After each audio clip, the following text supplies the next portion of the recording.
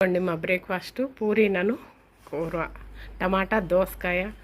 ఆ మసాలా దినుసులతోటి గుత్తగా తయారు చేశానండి చిక్కగా అన్నంలోకి కూడా రైస్లోకి బాగుంటుందని వేడి వేడి పూరీలండి వాతావరణం తగ్గట్టు ఇంట్లో టిఫిన్ సెక్షన్ ఉండాలన్నమాట అదే ఉంటేనే లోపలికి వెళ్ళిపోతాయి వేడి వేడి పూరీలు టమాటా దోసకాయ కర్రీ అండి మసాలాతో చేసింది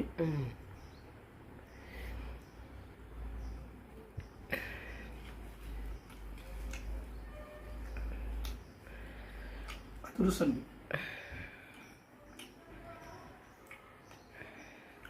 మనం తెలియదు ఏముందండి పూరీల సంగతి తింటా ఉంటే వెళ్ళిపోతూ ఉంటాయి కూర కూడా దాని తగ్గట్టు బాగుందండి మసాలా దినుసుతోటి ఏ కూర అయినా నంచుకోవచ్చండి కొంచెం గ్రేవీగా ఉంటే